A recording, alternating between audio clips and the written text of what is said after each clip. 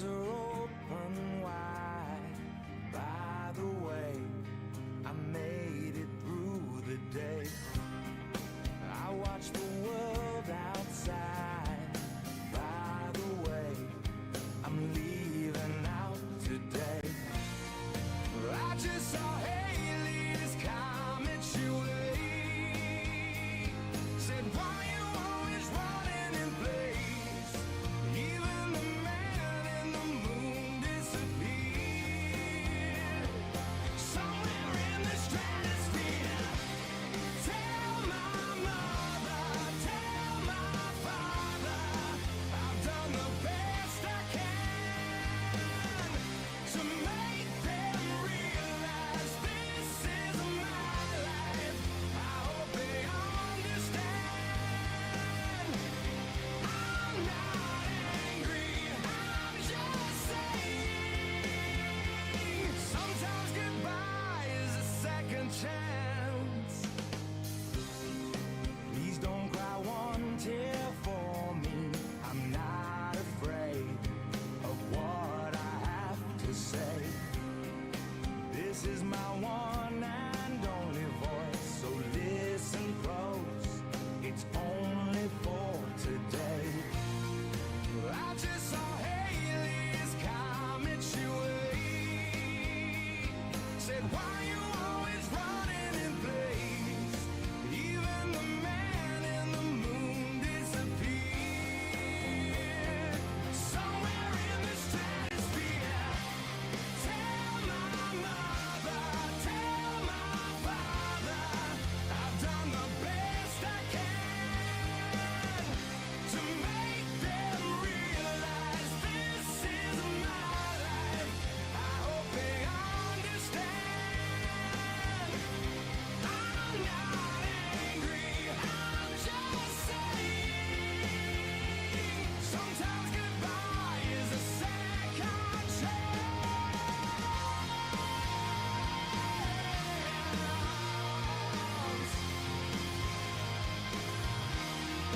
Here's my chance. This is my chance.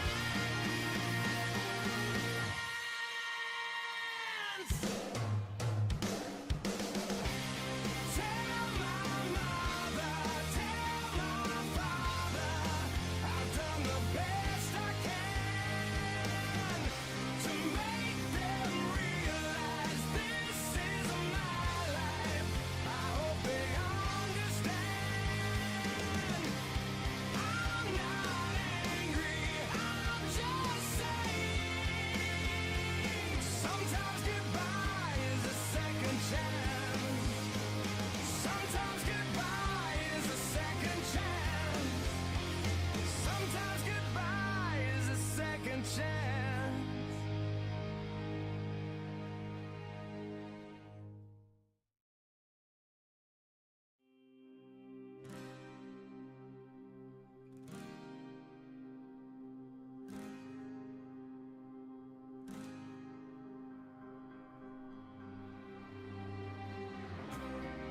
My eyes are open wide.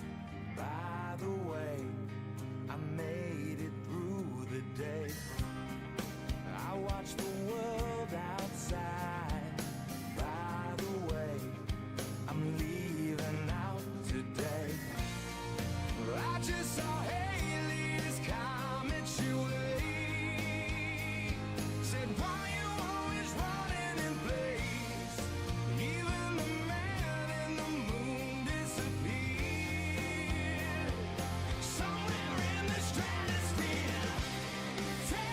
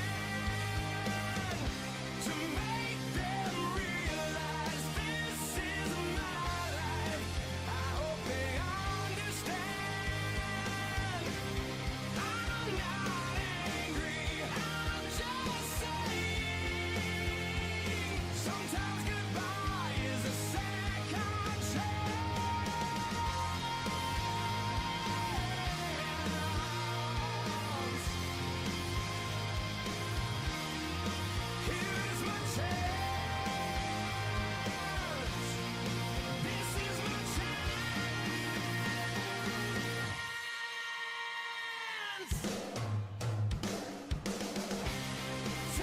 my mother, tell my father, I've done the best I can to make them realize this is my life. I hope they understand. I'm not angry, I'm just saying. Sometimes goodbye is a second chance. Sometimes goodbye is a second chance.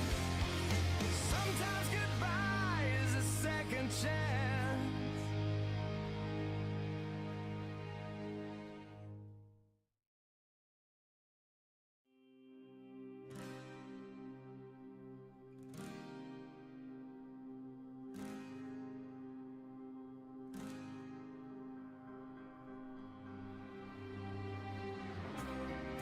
My eyes are open wide. By the way, I made it through the day. I watched the world outside. By the way, I'm leaving out today. I just saw Haley's comet your way. Said, why you always running in place? Even the man in the moon disappeared. Somewhere in the stratosphere. Tell my mother, tell my father, I've done the best I can to make them realize this is my life. I hope they understand. I'm not angry, I'm just saying. Sometimes goodbye is a second chance. Please don't cry one tear for me. I'm not afraid of what I have to say. This is my one and only voice, so listen close. It's only for today. I just saw Haley's comet your way. Said, why you always running in place? Even the man in the moon disappeared. Somewhere in the stratosphere. Tell my mother, tell my father, I've done the best I can to make them realize this is my life. I hope they understand. I'm not angry, I'm just saying. Sometimes goodbye is a second chance.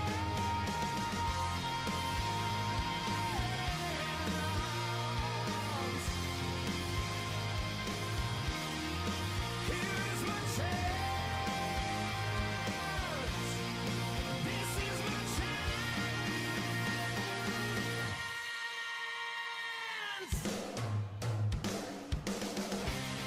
Tell my mother, tell my father, I've done the best I can to make them realize this is my life. I hope they understand. I'm not angry, I'm just saying. Sometimes goodbye is a second chance. Sometimes goodbye is a second chance. Sometimes goodbye is a second chance.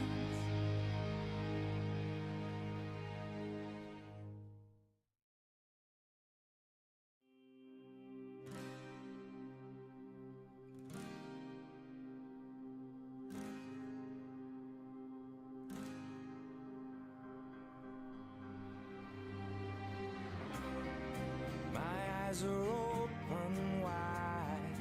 By the way, I made it through the day. I watched the world outside. By the way,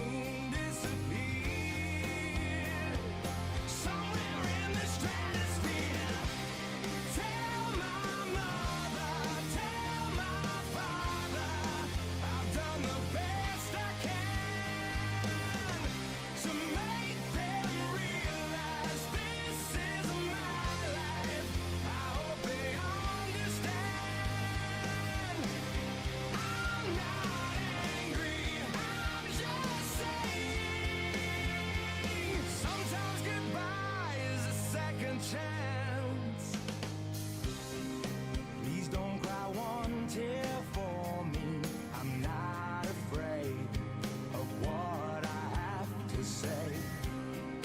This is my one and only voice, so listen close, it's only for today.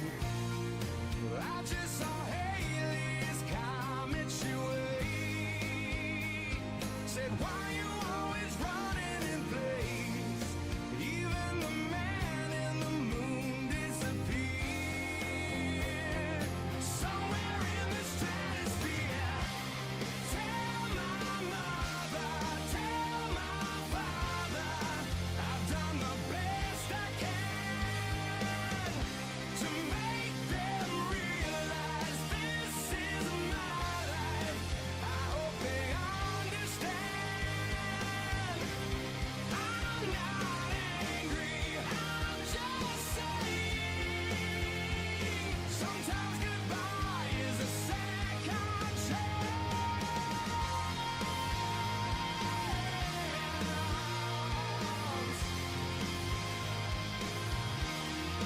Here is my chance. This is my chance.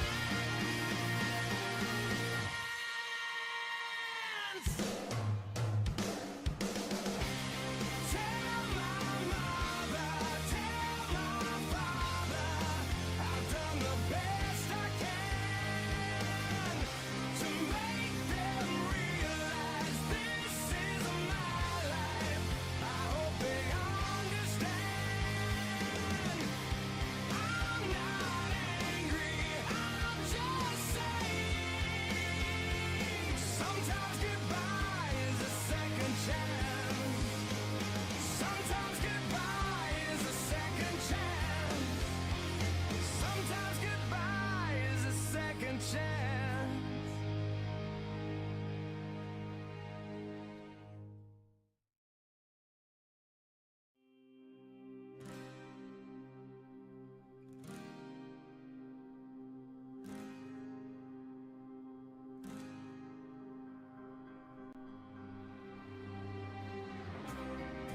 My eyes are open wide. By the way, I made it through the day. I watched the world outside. By the way, I'm leaving out today. I just saw Haley's.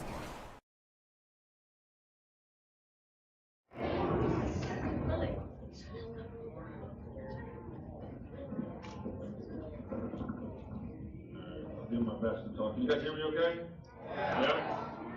Okay, good morning and welcome to Fort Road School District's Veterans Day celebration.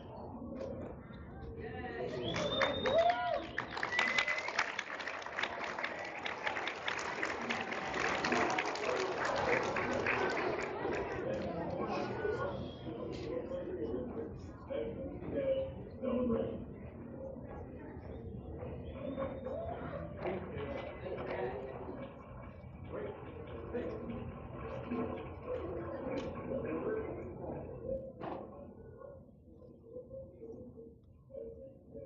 Dawn Eisman graduated at Fort George High School in 1960.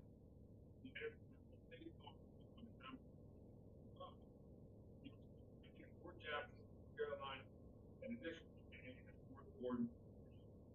Following private was assigned to the 52nd Assault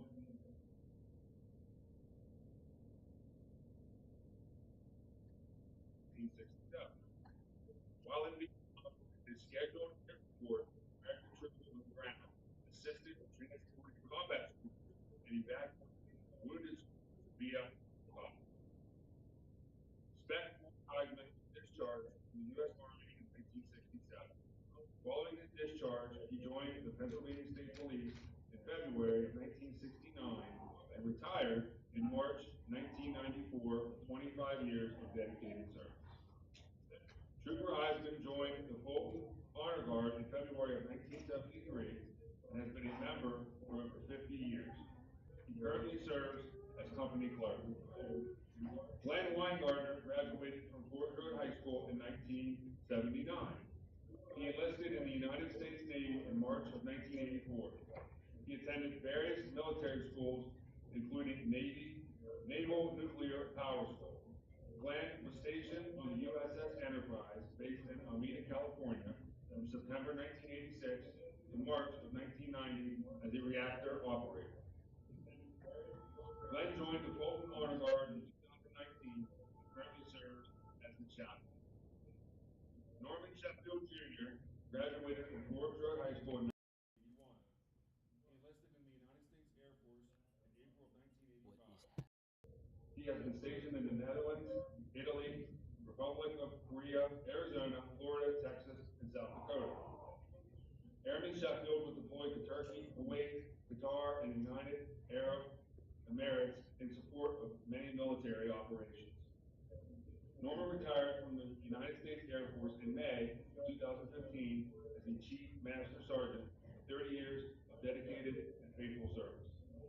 After retirement, he joined the Fulton Honor Guard and currently holds the rank of lieutenant. The primary mission of the Fulton Honor Guard is to provide military funeral honors for eligible veterans.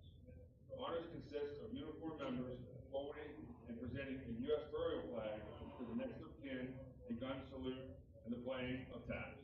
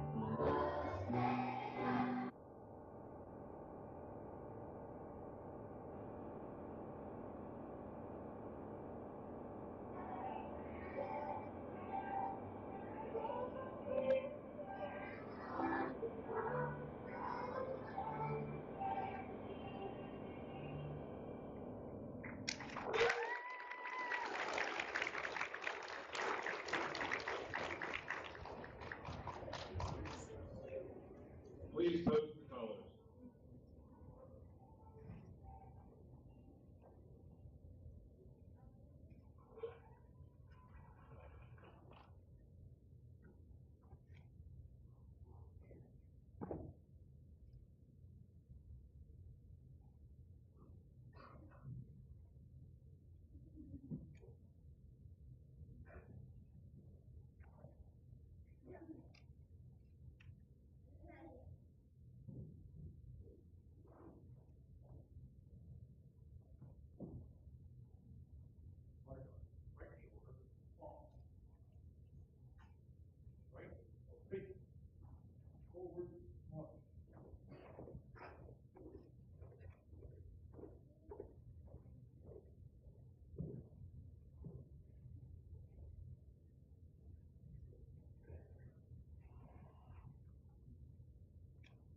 All right, let's give one more round of applause, please.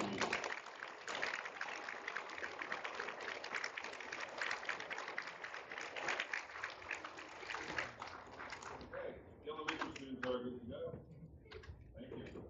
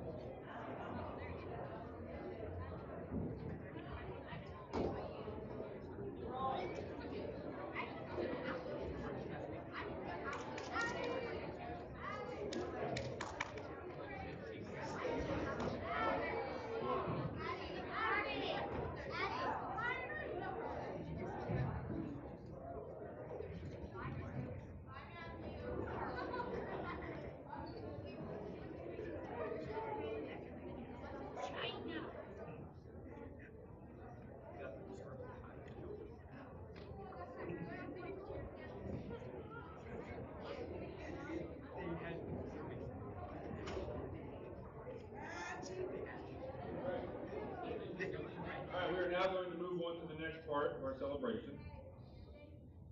I would like to welcome Dr. Merrill S. Arnold, some known as Link. He was born June 3rd, 1944 in Dallas, Texas. He grew up in Norristown, Pennsylvania, and attended Norristown High School, 1962 graduate. Shippensburg State College he attended from 1971 to 1973, earning his master's in science. He attended Pennsylvania State University in 1981. He earned his Educational Administration PhD doctoral degree. He was a superintendent for 25 years at Fort Dodge School District, South Butler County School District, and Midwest School District. He served in the United States Marine Corps 6 years and did 3 tours of duty in Vietnam. Please give me assistance in welcoming Dr. Arnold.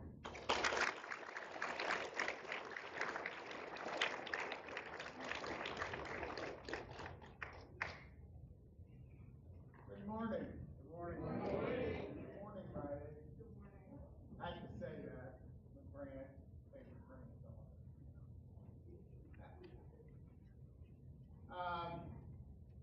Today is always a special day for those of us who had been in the military.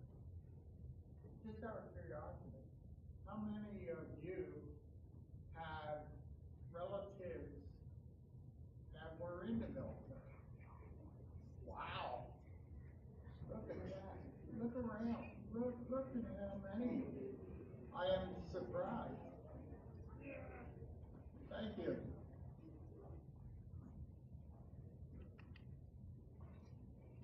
Now, people join the military for various reasons. And when you do go into the military, you find all kinds of people from all walks of life, all religions, and some you like and some you don't like. But together, you form a new group, and you form a cohesive group of people who will do everything and anything to save your life, and you do the same for them. This is a recognized federal holiday, and it started November 11th, 1919 as a different name, Armistice Day, based on World War I. It was renamed in 1954 as Veterans Day. And as far as I know, I looked it up, there is over 1 million veterans in Pennsylvania today. Now, there are many monuments all across the nation. My favorite one is in Anaheim, Arizona. It's 5 stone pillars standing on their base, and they have a hole through each one at different heights. But then on the 11th month, 11th day, at 11:11 a.m., the sun comes through those holes and light up a plaque. Only one this only occurs once a year. It's amazing that it still works. When you join the military, you sign over your whole life to them, and you have a contract with them for a number of years. Different people have different number of years, depending upon what you sign. Now, everybody assumes that you're infantry when you say you're in the military, and that's not true. And then you have to also, if you're not going to make it a career, you have to think, how can they help me in my life after the military? And there are so many schools, and there are beautiful, wonderful jobs just waiting for the graduates of these schools. I'm one of them. Actually, I started in electronics, aviation electronics. They call it avionics. I was trained to fix radar on planes, the computer system, the ground control bombing systems, the defensive electronic countermeasures. That's the radar stuff that screws up the enemy SAM's missiles, so the planes don't get hit. I knew about the systems. They trained me to fix them, and they trained me to calibrate them. And actually, when I did decide to get out, I was given a lot of job offers in the aircraft industry. So now they have diesel motors, and they have building construction, equipment operator, but everybody sort of forgets about those. But I'm here to tell you that if you want great schooling, this is one of the opportunities you should not miss out. But please consider that. Now, when you look at the want ads, you don't see a want ad for a machine gunner. You don't see a want ad for a rifleman or a sniper. You see want ads for great schools. And that's the other main thing I wanted to make sure you all are aware of, that the military is not everybody a grunt. A grunt is an infantryman, except in the Marine Corps. The Marine Corps, you're a grunt first, and then whatever your specialty is.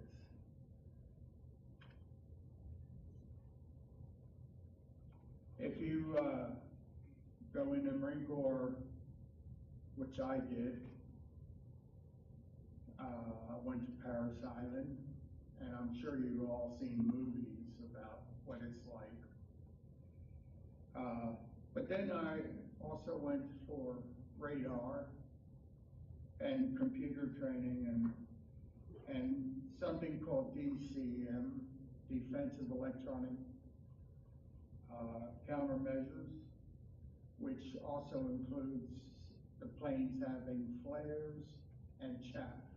Chaff is aluminum hairs at different lengths, and the pilots would eject that from their plane, and it screws up their radar, the enemy's radar, while our own too. Then while I was there, a new piece of equipment came out, ground control bombing systems. This was the first attempt to have computerized bombing. And I had to go to school for that, to repair it, calibrate it, and everything. But then the operators were having a lot of difficulty because the first operators were pilots, and they were getting killed on the ground. So the Marine Corps figured, we spend so much money on these pilots, training them, why are we getting them deceased on the ground? So they went to people like me and asked for volunteers. And then I became an operator. Went to Fort Bragg Special Operations, Fort Benning for parachuting, and Key West for a lot of scuba training by the SEALs. Now, why did they make me go through that? Well, the idea is how to insert you into an area by any means necessary so you can get to the target. If it meant going in on a sub, getting out of the sub, going in, or use scuba for training or missions in rivers, because Vietnam has a lot of rivers. Also went to Okinawa for the North training area in guerrilla warfare. And then I was in schools in Japan for intel briefing, Subic Bay, QB Point for jungle survival and intel updates. Jungle survival, if you run out of food and you run out of water, which they figure is 5 days, then you have to survive, and you have to know what you can eat, where to find water. Some of us, especially water. It's 110 degrees, 95% humidity. You have 80 pounds of equipment on your back. You sweat, and you need water. The water that most of us had been forced into using came from streams and bomb craters. Now, what we didn't know was Agent Orange was a defoliant. They were runoff into the water. So we were drinking a chemical that our bodies paid for later, years later. They told us that this chemical would not harm Americans or people in general, but we found out later that it did. I was stationed at various locations, but Chu Lai, Vietnam, was my main headquarters. But I've been up at Da Nang, Phu Bai, Con Tien. That's the northern third of Vietnam. I was also at Dong Ha, Khe Sanh, and Hue. I was at Hue during the largest battle, Tet of '68. But then I was also going out with other groups, especially going up to Lang Vei and being with the 5th Special Forces. I did a lot of missions with the 5th Special Forces up in Laos. My job was to use a mini microwave transmitter to paint a target along the Ho Chi Minh Trail and call in airstrikes on the resupplying of trucks. They even had water buffaloes, they had elephants, and the infamous bicycles. Now the bicycles were used to carry bags of rice or ammunition, and they would walk beside them. They wouldn't ride them, they'd walk beside them. But there were hundreds and hundreds of Russian trucks coming down the Ho Chi Minh Trail. And of course, my job was to identify them and then call airstrikes in and destroy what I could. And then get the heck out without getting noticed or discovered. We would all, now, how many of us? There were always teams, small teams. We're talking 5 or 6 people, not hundreds of soldiers. but we had missions in Cambodia and Laos. And then I did go with the Marine Force Recon in I Corps, Vietnam. Part of our missions also were with people who you would be surprised. They were called Montagnards or Hmong or nuns. These people were primitive, and they go back, reminded me of American Indians back in the cowboy days. They were that primitive. They would make their own little crossbows, and of course they would shoot monkeys, and monkeys were heavily in their diet, besides rice. The enemy used to wear their rice portions in socks, and they hung around their neck. So sometimes we had to eat their rice and whatever they had.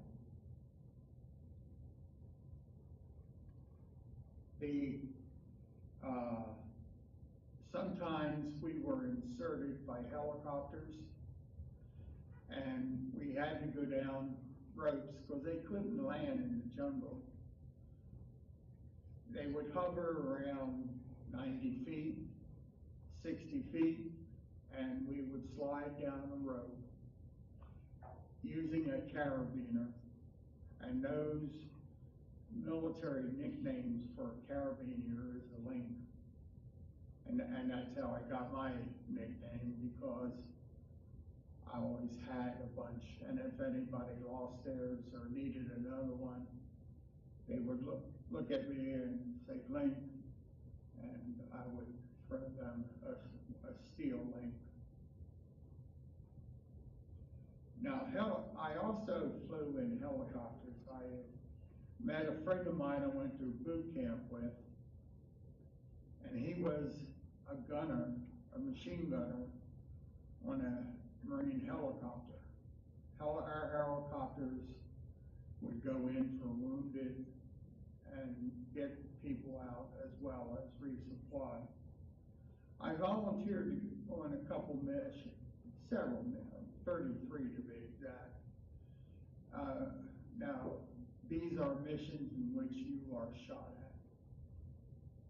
at. I had 3 helicopters shot down while I was on them.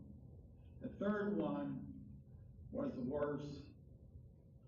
The bubble, the front where the pilot and co-pilot sit, got hit with an RPG, which is a rocket propelled grenade, and it just blew them away. Now, the 2 gunners, we were from the concussion and the pressure wave from the RPG blew us out the sides. And I was knocked out, and so was the other gunner. And when I came to,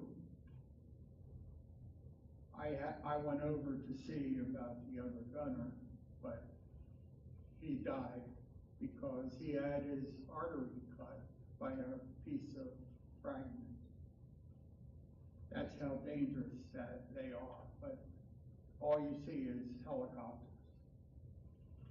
And a lot of people didn't know this, but there were 5,500 helicopters destroyed in Vietnam. That's a lot.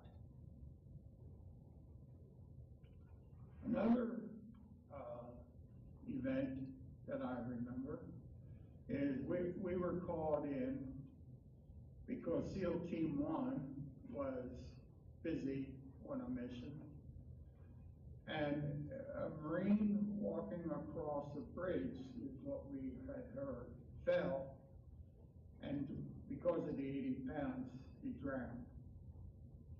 We got to the site, and we were to retrieve the body because we were the only Marines that had scuba gear.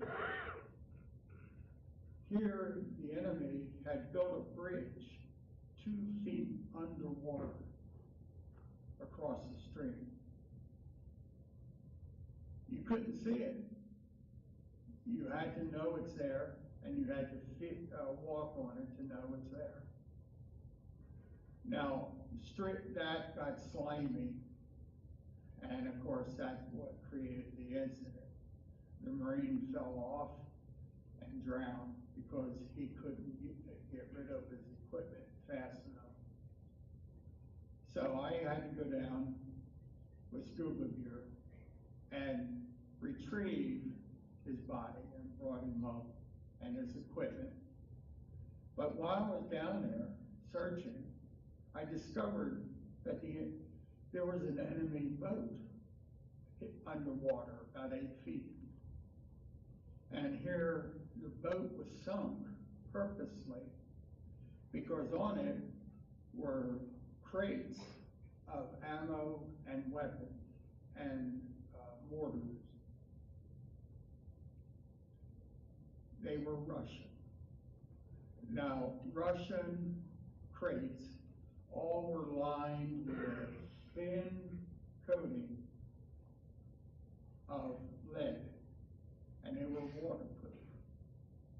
So the idea of what we found out was the enemy knew certain strategic locations in which this ammo and weapons were. And they were hidden from Americans because Americans didn't know how to look for them. So then we had to bring up the cargo and turn it over to the South Vietnamese. Parachuting. When we went into Laos, all our planes were tracked by radar, Chinese radar and Russian radar. And they would track our planes, and they would tell the enemy, hey, here you have a plane that's slowed down, dropped down, and that's the signature of a jump plane.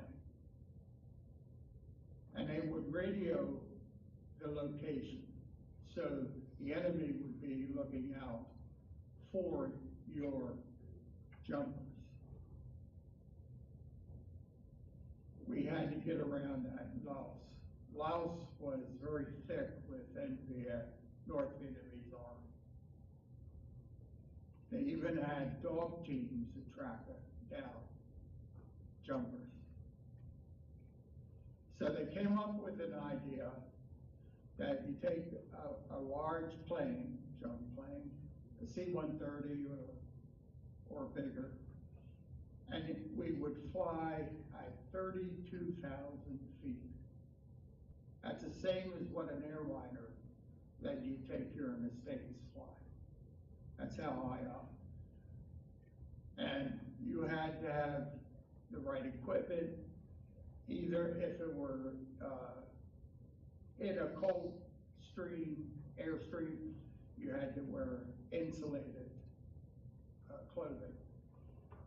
But the main thing is you had to have breathing apparatus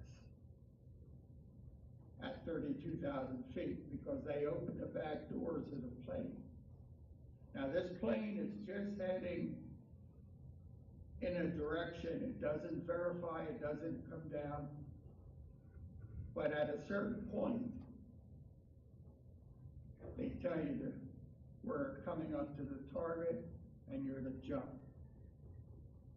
So you jump out the back at 32,000 feet. And it's 3 minutes, usually, of falling. 3 minutes. And if it's cold, you have to make sure you don't have frostbite. Because when you're falling, you're doing about 120 miles an hour. So by the time you land in 110 degrees, you are sweating. But you land, and sometimes we had to land in trees because there was no clearing. And the green shoes that we jumped with T10, they formed a canopy above the trees, and we cut the lines so they wouldn't see that there was anything hanging.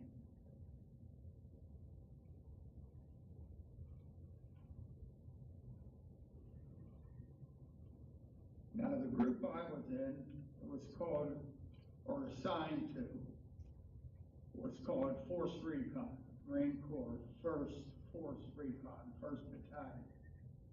That's would be equivalent to the Army 5th Special Forces type.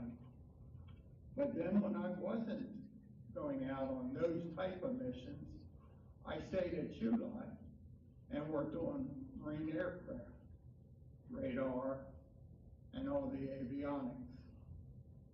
So I did both type of work. And 3 tours is 3 years.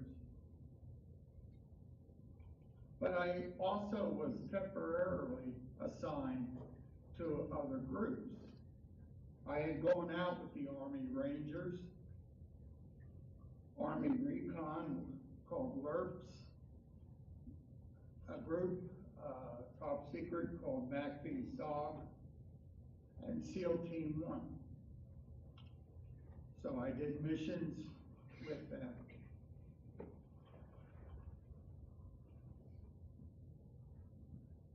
Some of the food that we were forced to eat was not the best. In fact,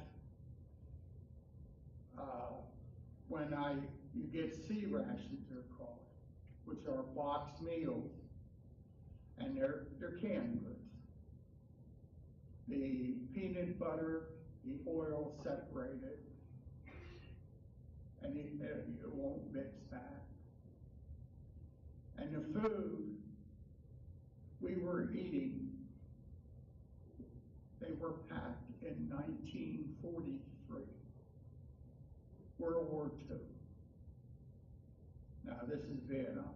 They were older than I was.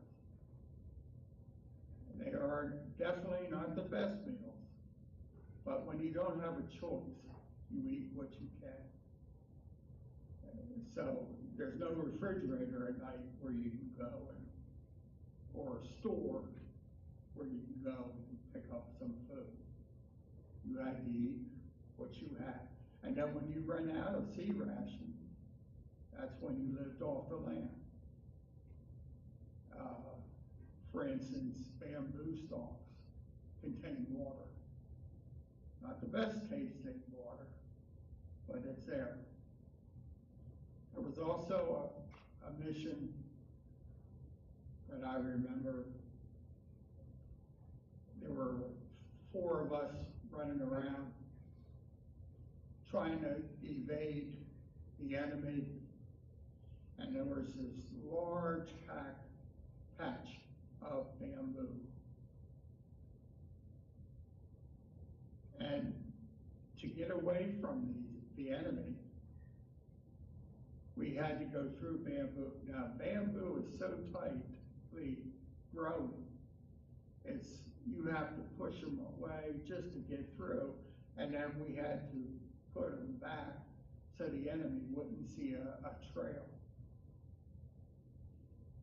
And then we heard the enemy around the bamboo, and we thought they knew we were here, and it's over.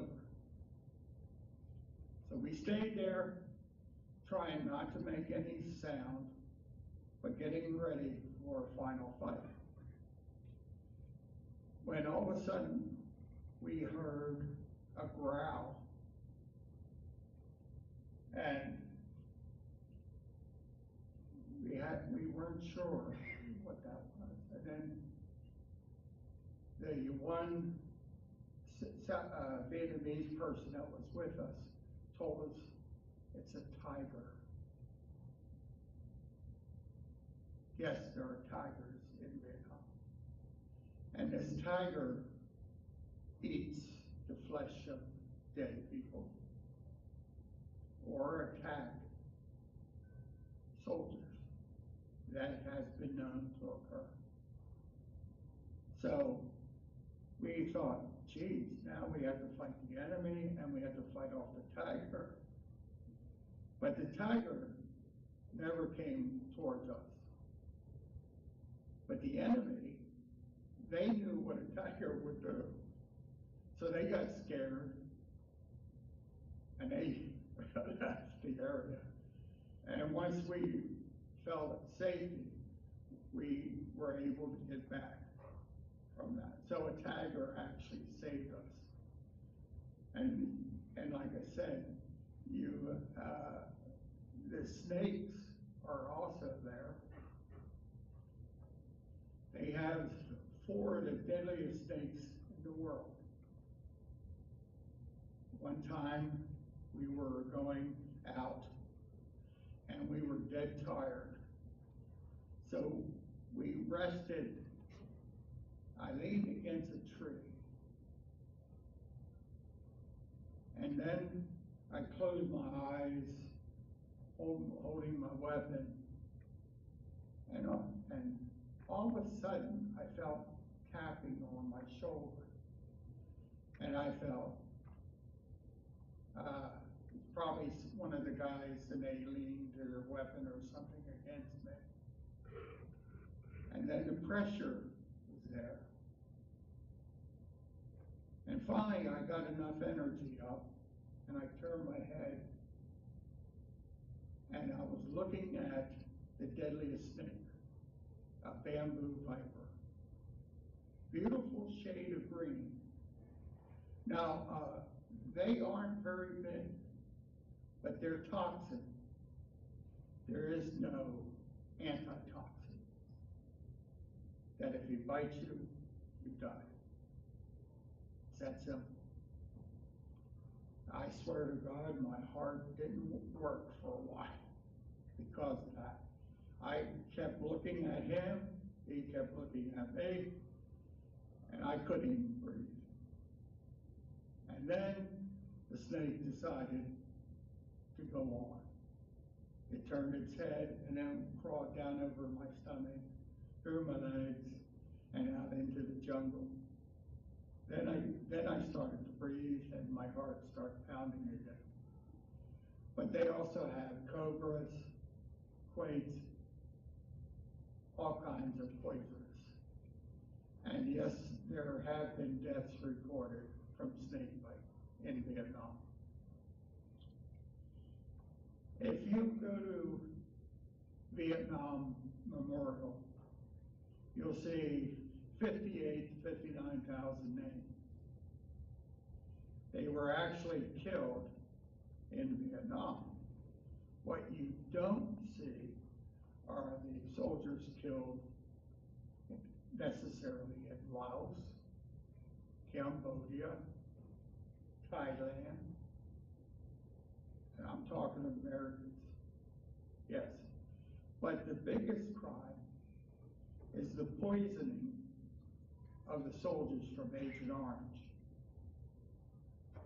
There have been 4 times as many deaths from Agent Orange, but you don't see that recognized by any monument. Agent Orange was a chemical dropped by aircraft on the trees, and then within 48 hours, all the leaves would be down on the ground. And that chemical, like I said, would go into the streams, into the bomb craters. And if you walked in there, you had jungle boots, they were canvas around your ankles. And through osmosis, they went into your ankles. And right now, the government has recognized most, but not all. So, it's a group of people, that maybe some are your relatives are affected. I am. It affects your organs, and it affects things like your heart, your liver, your kidneys. You have no control, and there are no fixes. All they do is maintain a quality of life until the end. So those people who you know, I hope that they don't have Agent Orange problem. There are people, remember, please be respectful to them. And people missing arms, legs, and I even knew a person that he lost his face from a mine. So that's why we have this day to respect Memorial Day and Veterans Day. Memorial Day is for the dead. Veterans Day is for the living. And just remember, the living is only temporary. So, are there any questions?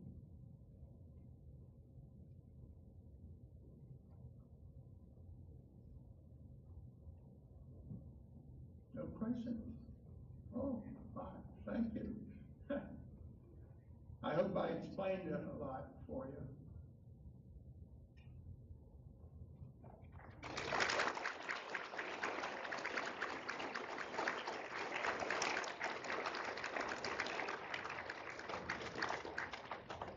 Yes, thank you, Dr. Arnold, for your service and for your time today. So let's give him one last round of applause.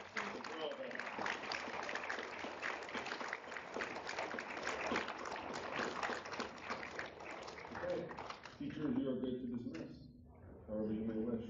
Thank you, everyone. Have a good day, and thank you for your respectful attention.